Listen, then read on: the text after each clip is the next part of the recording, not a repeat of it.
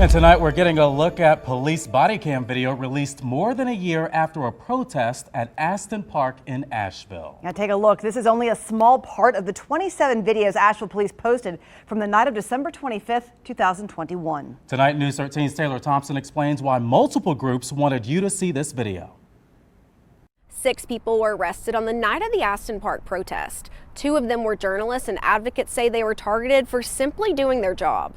Park is now closed. Everyone needs to leave the park. On December 25th, 2021, the Asheville Police Department conducted a sweep of a homeless encampment at Aston Park. Protesters got involved and 6 people were arrested, and later 16 people were charged. 2 of the people arrested that night were journalists for the Asheville Blade, Matilda Bliss and Veronica Coit. They were at the park to cover the sweeps. They were recording, taking video. They are not obstructing anything police are doing. They are keeping a distance from the encampment sweep, but they are close enough that they're able to record and see what's happening as necessary to function as journalists. The Freedom of the Press Foundation and the ACLU filed to have a judge authorize the release of the footage. The basis for the charges is apparently that the park officially closed at 10 p.m. and they were still there a few minutes afterwards doing their jobs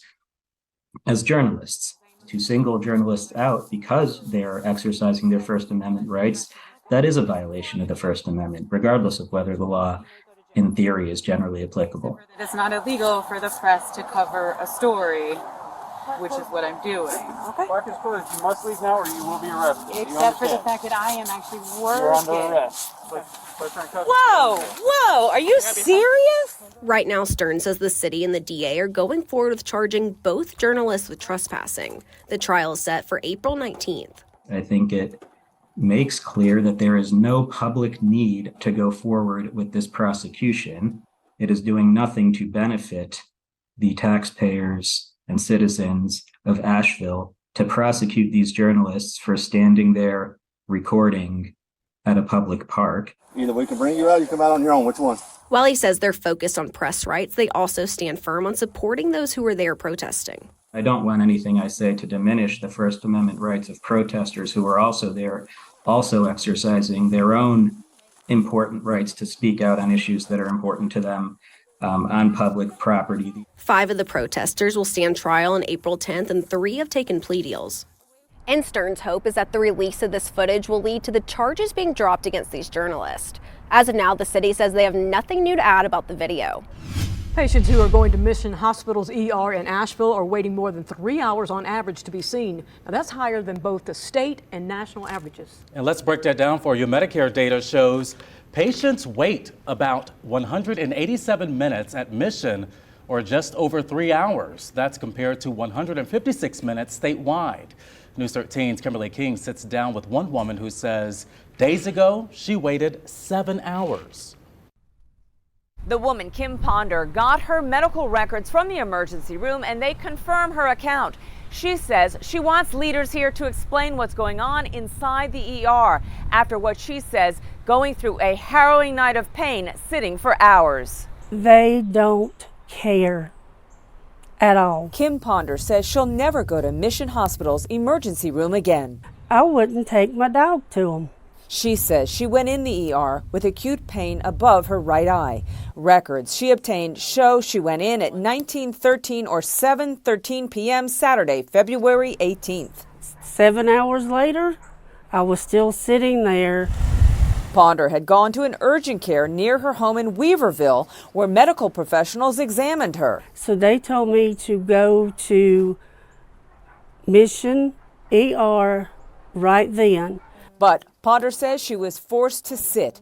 Records show she sat until 1:59 a.m. the next morning when she left. She says a nurse at the front desk said the following. We only have one nurse in the back. A Mission spokeswoman would not respond to News 13's specific questions about Kim Ponder's 7-hour wait, but said wait times will vary based on the severity of patients. The hospital is always available to treat the most severe illnesses, including heart attack and stroke.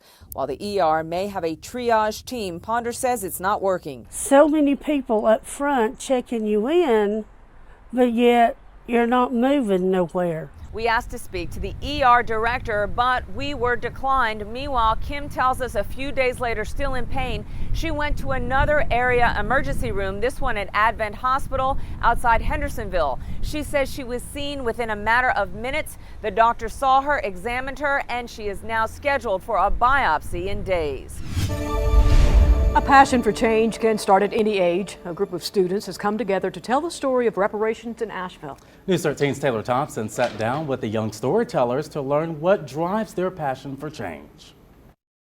I really want to strive to make a change because I know I can. I like writing a lot. I love writing stories, kind of just putting stories into a way where people can read it and then feel some sort of emotion in it. I'm an 8th grader, I attend. Eden Mosley and Niles Clark are part of the Arteria team. They consist of 7 kids who are using their own creative outlets to document what the Reparations Commission is. And two, I thought it'd be cool to kind of chase stories a little bit, hear about what's happening in the community. Since I got a chance or can get the chance to interview and get to like really see in depth of how people think about the reparations process, like that was really like exciting for me. Both Niles and Eden believe it's about showing other young people that they can do it too. Bringing youth into it is kind of just like getting another say or another vision on how things that may not necessarily be affecting them now, but they still have an idea around it. Eden says a main focus for her is how racial trauma plays a huge factor in mental health. Since we're just learning how to cope with our emotions and really know how to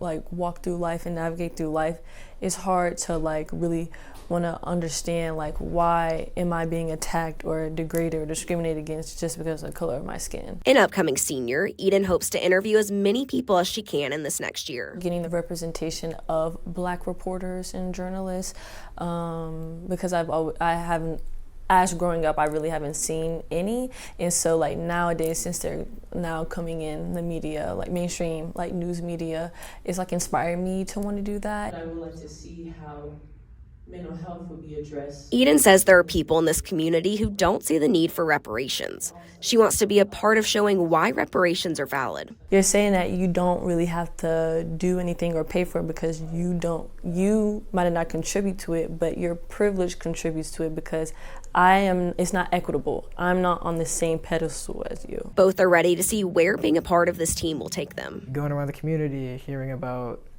what people have been going through and how people overcame it. I want the world to know and the nation to know that Asheville is probably going to be the first city in the South to distribute reparations.